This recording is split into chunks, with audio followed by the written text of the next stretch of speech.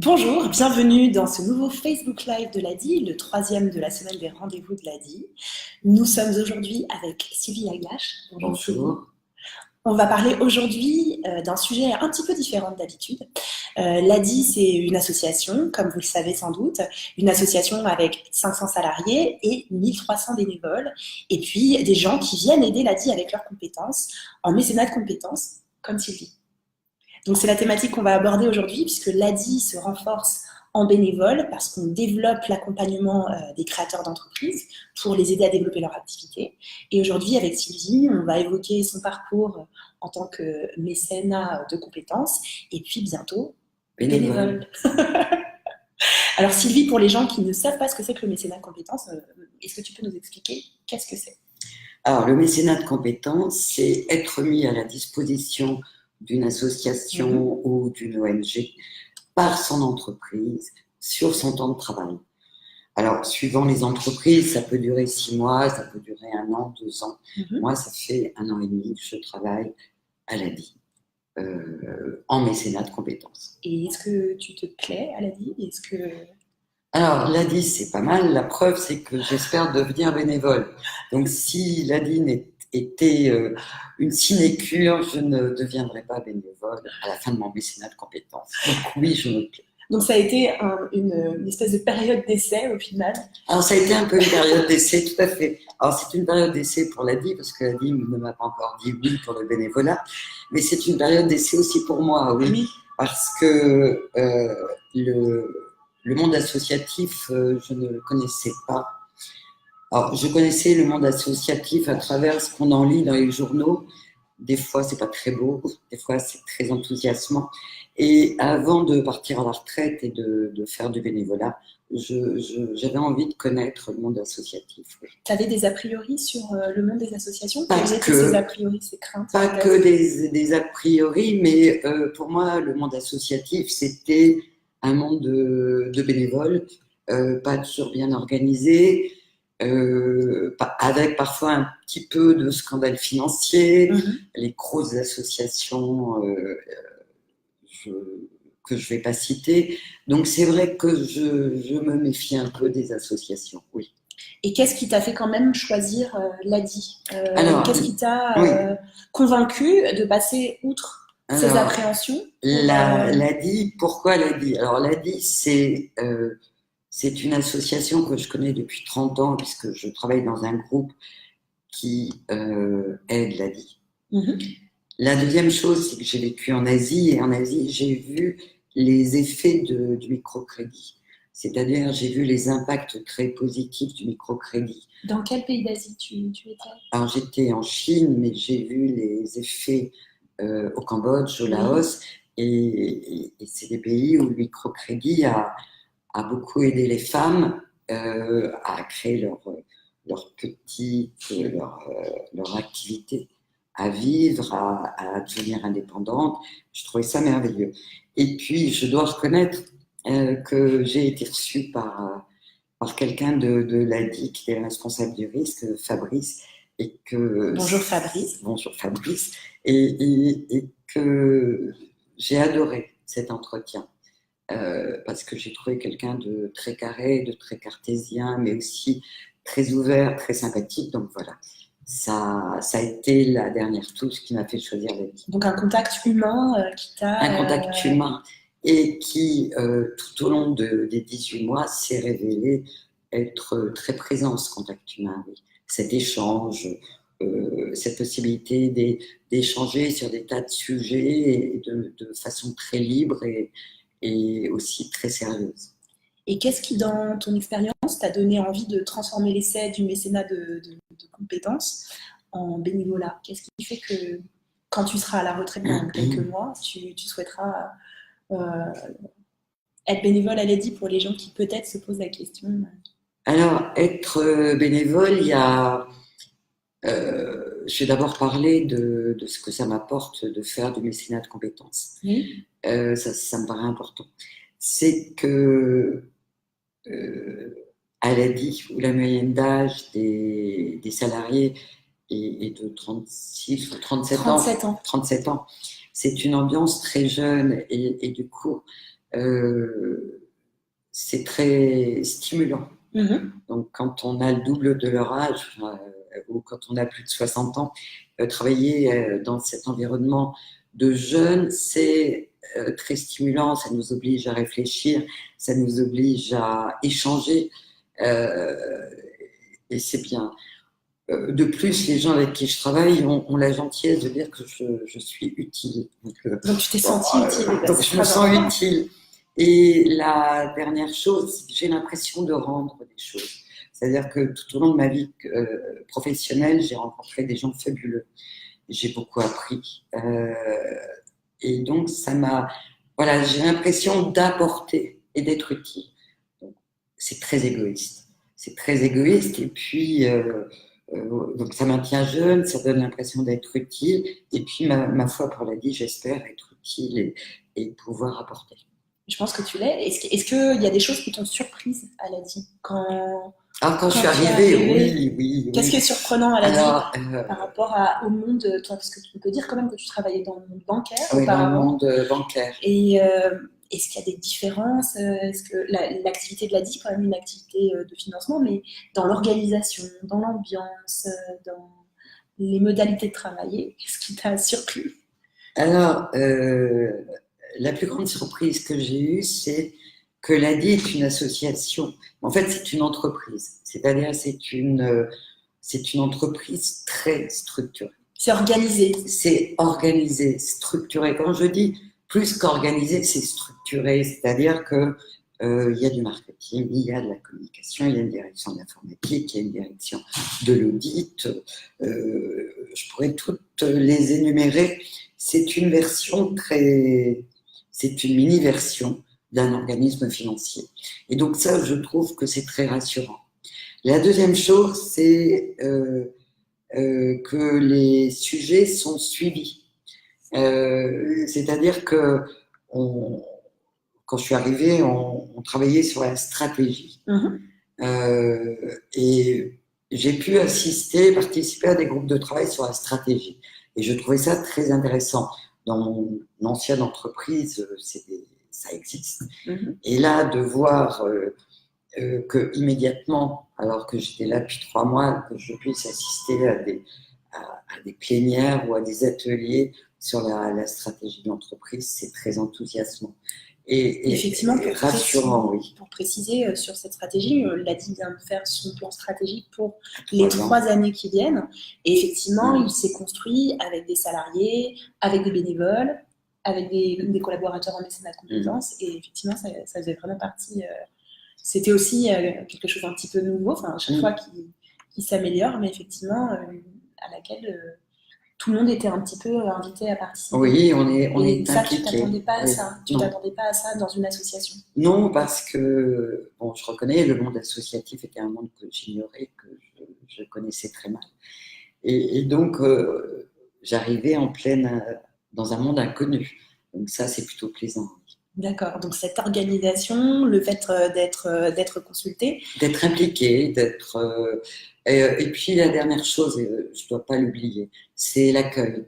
Alors je travaille au siège de l'ADI, mais j'ai eu la même chose quand je me suis déplacée en antenne.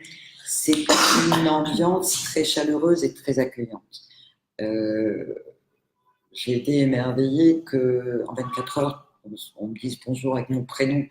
Bon, d'accord, on m'avait présenté 70 personnes, je me souvenais de 1 ou 2 personnes, mais là, tout le monde me disait bonjour, on m'invitait à partager le déjeuner, et ça, c'est très sympathique. Et dans l'émission de l'ADI, est-ce qu'il y a des choses qui t'ont surprise dans la compréhension que tu en avais peut-être en extérieur ou du point de vue de la banque? Quand tu arrives à l'ADI, comment a évolué ta compréhension en fait, des missions de l'ADI, même ton adhésion aux missions de l'ADI? Alors, ce que j'ai découvert à l'ADI, donc je travaille plus particulièrement sur le risque, que ce soit opérationnel ou fonctionnel, comment vous dire, je suis très admirative parce que, en fait, il y a très peu de moyens. l'informatique. Par rapport à effectivement une grosse Oui, entreprise. par rapport à une grosse entreprise, il y a une antériorité moindre, il y a moins de moyens. Et du coup, voilà, je sais pas, il y avait un slogan, elle a toute une grande, l'association, enfin l'ADI fait énormément de choses avec des moyens, ma foi, assez peu. Il y a peu de moyens, mais ils se donnent les moyens d'une grande entreprise. Et ça aussi, c'est assez surprenant. Et du coup, on a envie d'y participer, on a envie de contribuer pour que ça aille vite et loin. C'est-à-dire qu'il n'y a pas beaucoup de moyens, mais l'ambition est grande. L'ambition est grande, oui, tout à fait, c'est ça. C'est vrai, je confirme. On va saluer les personnes qui nous rejoignent. Donc, on a Déni qui nous salue, on a Joël. Et Déni qui témoigne, elle explique qu'à son arrivée en France, elle était bénévole à l'ADI et elle s'est sentie très bien accueillie. Et aujourd'hui, elle est salariée, effectivement. Elle est salariée à l'ADI et elle contribue beaucoup au succès du live et de tous les lives auxquels vous assistez tous les jours. Et voilà, faire plus avec peu pour beaucoup de gens. Voilà, avec peu pour beaucoup de gens. Ça te parle, ça, c'est ça? Oui, oui. Parce que ce qui est aussi étonnant, quand on ne connaît pas l'ADI, c'est, je crois que l'ADI atteint ses objectifs. C'est-à-dire que l'ADI qui fait du microcrédit, que ce soit pour des entrepreneurs, des créateurs ou pour la mobilité, quand je regarde le nombre de dossiers réalisés, quand j'écoute en antenne, quand j'écoute les bénévoles, quand je vois certains dossiers, je crois qu'en effet, l'ADI atteint ses objectifs. Et donc, avec les moyens qu'a l'ADI, ils arrivent à ces objectifs. Et je crois que c'est l'enthousiasme des collaborateurs. En antenne, j'ai rencontré des salariés, mais j'ai aussi rencontré des bénévoles, et c'est incroyable. C'est-à-dire que les objectifs de l'ADI sont connus. Quels objectifs? Les objectifs d'aider et de mettre en place tout ce qui est possible pour aider ces créateurs. J'ai l'impression que en antenne, voilà, ils vivent ces objectifs. Ils font beaucoup plus que les connaître. Alors, on va dire que je fais un coup de violon, mais pas du tout, quoi. C'est une des merveilles de l'ADI, c'est cet enthousiasme des gens, que ce soit au siège ou en antenne. Oui. Et la jeunesse. Alors moi, j'ai toujours trouvé que les jeunes étaient plutôt une belle génération. Merci pour les jeunes. Voilà. Que c'était beaucoup plus dur pour eux maintenant qu'il y a 30 ou 40 ans. Et je trouve que l'ADI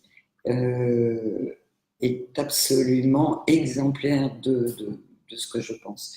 C'est-à-dire que les gens qui râlent après les jeunes en trouvant qu'ils ne sont pas courageux devraient venir à l'ADI et sans doute dans d'autres associations pour découvrir que cette génération, elle est courageuse, elle remonte les manches, elle est souriante, elle fait les choses, elle ose faire les choses.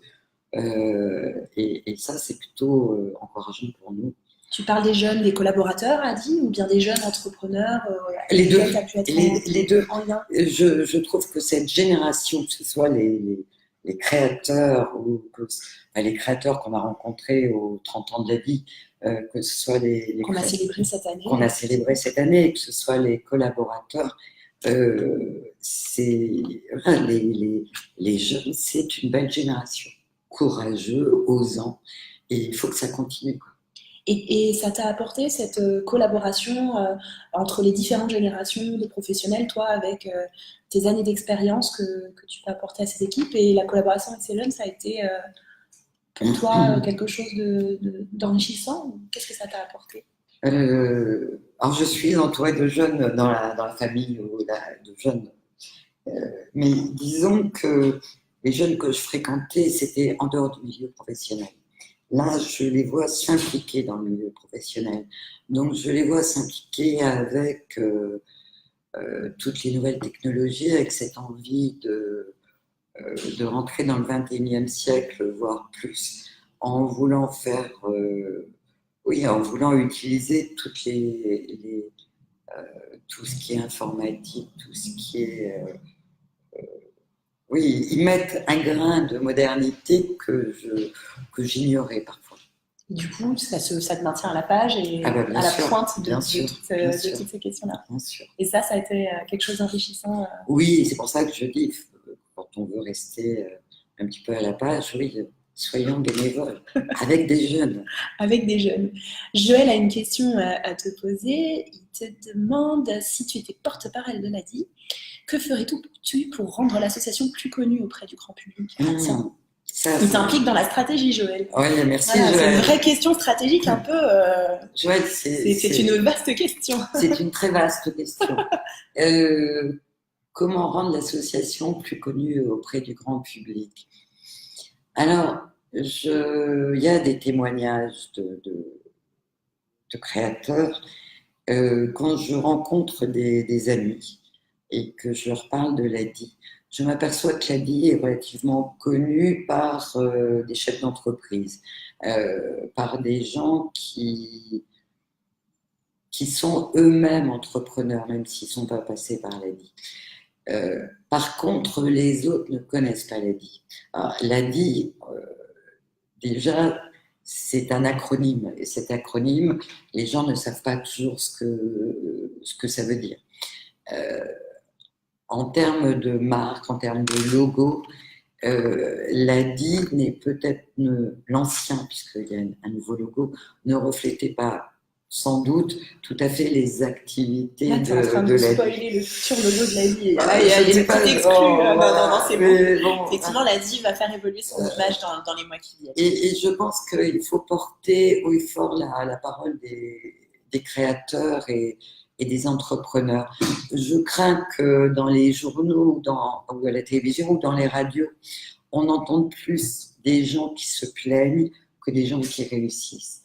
Et donc là, on entend sur Facebook des créateurs qui sont contents.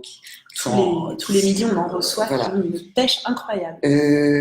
Sauf que je crains qu'il y ait plus de gens encore qui lisent des journaux papier ou qui lisent qui regardent la télévision. Et puis, ma foi, je trouve que nos médias sont un peu pessimistes ou portent des messages pessimistes. Donc, il faudrait peut-être arriver à faire témoigner, je ne sais pas, il y a des émissions, faut m'aider parce que je ne connais pas très bien leur nom, C8 ou avec Barthès ou avec Cyril Hanouna, ou je ne sais pas. Quotidien, etc. Des émissions de très grand public. Oui, et jeunes, avec des jeunes. Tout à fait. Est-ce que les gens ne pourraient pas témoigner lors de ces émissions? Ah, ce serait formidable que l'ADI soit accueillie sur ce type de plateforme. Il y a une émission que j'aime beaucoup, c'est 28 minutes sur Arte. On donne la parole à des tas de gens, pourquoi pas? Pourquoi pas les entrepreneurs, effectivement, qui créent leur boîte avec l'ADI. Effectivement, si vous nous écoutez, n'hésitez pas. Sylvie, en tout cas, et puis peut-être une idée, c'est que j'entends beaucoup les gens de l'ADI parler on aide les gens qui sont dans le besoin. Je crois qu'il faut aller au-delà de ça. L'ADI, ça aide non pas des gens qui sont dans le besoin, ça aide des gens qui ont des idées. Tu as tout à fait raison, c'est vraiment ça, effectivement, la démarche. Voilà, et qui veulent s'investir dans la vie économique de la France, enfin du pays. Et je pense que c'est ce discours-là qu'il faut porter. Tout à fait. C'est d'ailleurs celui-là qui, effectivement, se diffuse. On va le faire de plus en plus en donnant de plus en plus la parole aux entrepreneurs. Effectivement, tu as tout à fait raison, Joël. Est-ce que tu valides cette stratégie de communication de Sylvie? N'hésite pas à nous le dire, en tout cas. Et effectivement, il y a dans les médias effectivement beaucoup de mauvaises nouvelles, mais il y a quand même un journalisme de bonnes nouvelles qui se développe encore timidement. Il n'est pas encore dominant. C'est vrai qu'effectivement, on continue à avoir beaucoup de gros titres sur des mauvaises nouvelles, mais on peut espérer que cette nouvelle vague du journalisme d'impact épousera ou soutiendra des causes comme celle de l'ADI pour l'aider à grandir auprès de son public. En tout cas, ces entrepreneurs, tu peux leur donner la parole. Qu'est-ce qu'ils représentent pour toi dans la mission que tu as menée à l'ADI en mécénat de compétences et dans la mission que tu envisages d'occuper après quand tu seras bénévole. Ces entrepreneurs, ça représente quoi pour toi? Qu'est-ce qui t'a surpris en les rencontrant aussi? Parce qu'eux aussi, peut-être, ils t'ont surprise. Alors, j'ai pas beaucoup rencontré d'entrepreneurs. J'ai fait une permanence dans un salon. Et c'est vrai que là, c'est là où on voit qu'il y a de l'idée, il y a des gens qui ont des envies, des idées, et que justement, ça peut être des choses très classiques de l'artisanat. Ça peut être, j'ai envie de faire du jardinage. Il y a une variété tout à fait étonnante. Et c'est peut-être ce qui m'a surpris, c'est cette variété d'activités que souhaitent développer des créateurs en France. Je vais encore te consulter comme directrice de communication, en tout cas, voilà, l'espace d'un instant. Mais toi qui vas devenir bénévole, qu'est-ce que tu dirais à quelqu'un qui veut devenir bénévole pour lui, en tout cas, lui expliquer ce qu'il va pouvoir trouver à l'ADI et ce qui va peut-être lui plaire. On salue Médine qui vient de nous rejoindre. Peut-être qu'il voudra devenir bénévole, peut-être Médine. Ce que j'ai envie de dire à des gens qui ont envie de devenir bénévole, il faut le faire. Il faut le faire parce que parfois on n'est pas conscient de ce qu'on a en nous. On n'est pas conscient de ce qu'on peut donner. Tant qu'on n'a pas rencontré les gens en face de nous, on ne sait pas si on peut être utile. Non pas en termes de conseil communication, c'est ça peut aussi, bien sûr. Mais c'est de se dire que dans notre vie professionnelle, au bout de 40 ans de vie professionnelle, on a sans doute touché à beaucoup de choses. Et, des choses il y a 40 ans, il y a des choses il y a 30 ans, 10 ans, et qu'on a en nous des réflexes, on a des techniques, et je suis persuadée qu'on peut être utile. On peut être utile aux gens qu'on va rencontrer, que ce soit des entrepreneurs, pour les accompagner dans leurs projets, les aider à faire un business plan. Mais pourquoi pas, en effet, travailler sur d'autres sujets opérationnels, faire de la formation auprès de conseillers, travailler avec la communication, travailler avec, je ne sais pas, tester des nouveaux programmes informatiques. Je pense qu'on a tout à fait cette capacité à donner et qu'on ne le sait pas et que c'est très valorisant une fois qu'on travaille de se rendre compte qu'on peut être encore utile. Donc quand on veut être bénévole, il faut partir sans a priori. Il faut partir en se disant je me mets au service d'une association. Cette association va m'utiliser, on est utilisé. Il faut accepter ce deal et au contraire, c'est ça qui est très intéressant. C'est de dire voilà ce que j'ai fait dans ma vie, utilisez-moi. Utilisez-moi comme vous le souhaitez et puis c'est tout, quoi. Et puis on reste jeune, on reste, j'espère, dynamique. Oui. Et puis, je pense qu'on peut et puis on avance. Bonjour Jenna, bonjour. Peut-être Jenna, est-ce que tu as quelque chose à dire sur un bénévole que tu as connu? Parce que Jenna, je sais que c'est une créatrice d'entreprise qui a été financée et accompagnée par l'ADI. Donc Jenna, si tu as un témoignage sur un bénévole qui t'a particulièrement aidé, accompagné, un témoignage à faire passer, n'hésite pas à le faire. Le bénévolat, c'est une chose à laquelle tu pensais depuis longtemps. Est-ce que c'est quelque chose que tu as fait avant dans ta vie active? Ou est-ce que c'est quelque chose que tu envisages plutôt seulement maintenant? Alors, le bénévolat, je savais que en retraite, je ferais du bénévolat. Pour tout vous dire, je pensais faire de la lecture pour les enfants malades dans les hôpitaux. C'est une très belle activité également. C'est une très belle activité. Je ne dis pas que je ne ferai pas les deux. Mais ceci dit, avant ma vie professionnelle, entre la vie familiale et la vie professionnelle, je n'avais pas eu de temps pour faire du bénévolat. Oui, c'est ça. J'étais entourée de gens qui en faisaient, mais je n'en avais jamais fait moi-même. Il y avait beaucoup de gens autour de toi qui faisaient du bénévolat. Tu penses qu'en France, il y a cette culture du bénévolat qui est importante? Tu penses que c'est... Alors, j'ai lu un article il n'y a pas très longtemps où on disait que 60% des gens qui devenaient retraités, qui prenaient leur retraite, cherchaient une association pour faire du bénévolat. 60%, c'est très important. Hein. C'est très, très important. Et que leur difficulté, donc c'est ça qui est intéressant, leur difficulté, c'était de trouver l'association qui leur plaisait. Et c'était assez étonnant. D'ailleurs, je crois qu'il y a des plateformes qui ont été créées pour ça. Mais que oui, ils avaient envie d'être bénévoles. Alors, les retraités font ça aussi parfois pour échapper aux petits-enfants. Et que le bénévolat, c'est aussi des rencontres. Moi, j'ai eu l'occasion de rencontrer des bénévoles dans la région de Bordeaux et puis dans la région de Rennes. C'est fabuleux, quoi. J'ai trouvé des gens qui avaient une pêche d'enfer. Des bénévoles Des bénévoles à dit, il y en avait une quinzaine à Rennes, il y en avait une quinzaine à Bordeaux. Des gens qui avaient une pêche d'enfer, qui avaient envie. Et quand on leur demandait leur emploi du temps, voilà, c'était entre...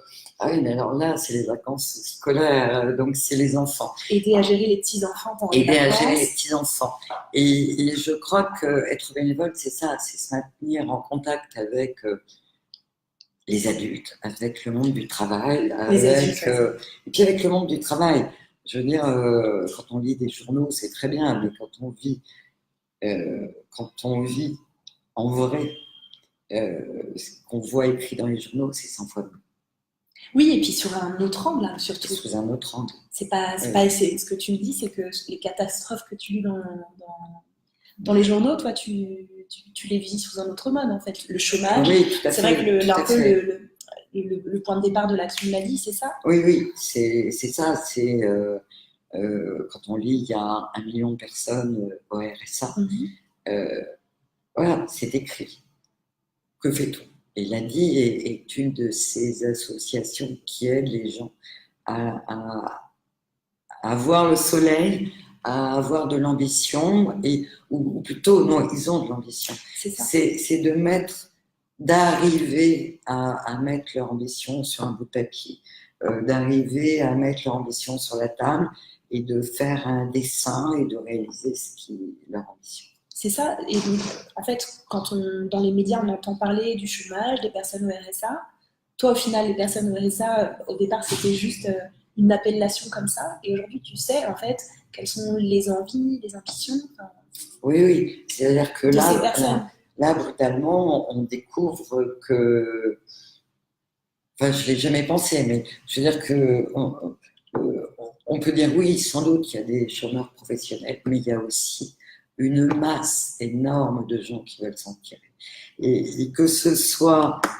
Il y a une chose qui m'a surprise aussi, elle a dit, et dont je n'ai pas parlé tout à l'heure.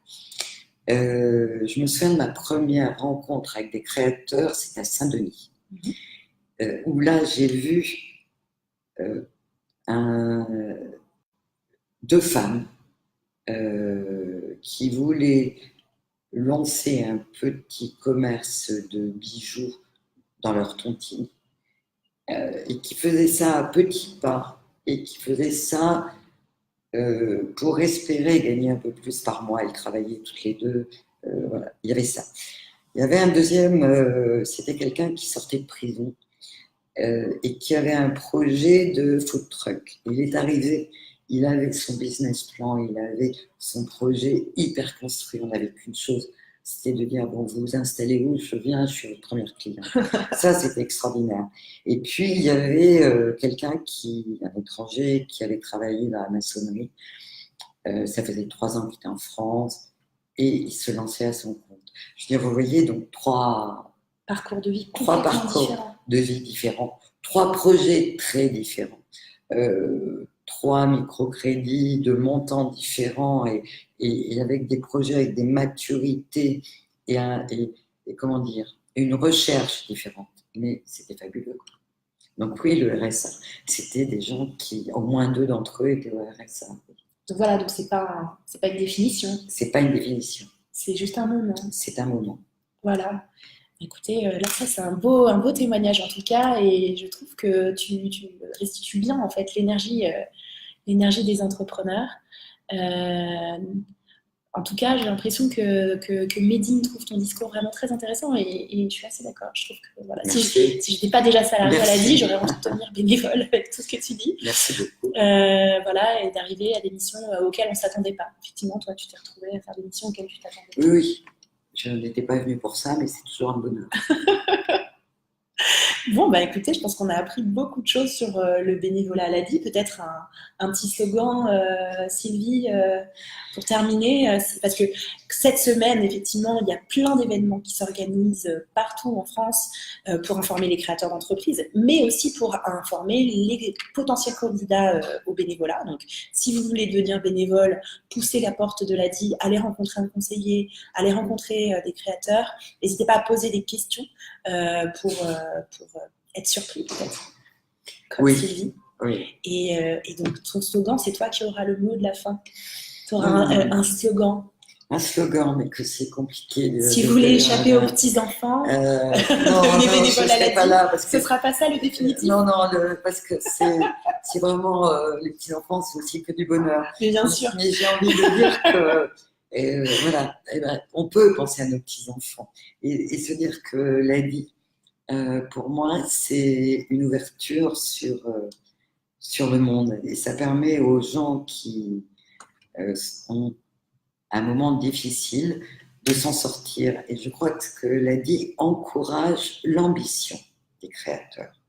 Et ça, il faut le garder. Et que tous les salariés de la vie se disent, voilà, on est là pour pousser, vive l'ambition des créateurs et aidons cette ambition à se réaliser. Voilà. Je ne rajouterai pas un mot. C'est parfait. C'est parfait. Merci beaucoup. Merci beaucoup, Christelle. Pour ton témoignage hyper riche. J'espère que ce témoignage vous aura autant enrichi que moi. J'ai eu plaisir en tout cas à le recueillir. Si vous avez envie d'être bénévole, ou si vous avez envie de rencontrer des bénévoles, si vous êtes créateur d'entreprise et que vous avez envie de rencontrer des bénévoles fantastiques comme Sylvie, n'hésitez pas à pousser la porte de l'ADI et allez vous renseigner sur le site rendez-vous-adie.org pour participer à un de ces rendez-vous pendant toute la semaine, encore jusqu'à la fin de la semaine. Il y a à peu près 300 événements un peu partout, donc vous avez vraiment matière à avoir des réponses à vos questions. Sur ce, nous vous laissons et on vous souhaite une excellente journée. On se retrouve demain pour un nouveau Facebook Live. Très bonne journée. Très bonne journée à vous. Au revoir.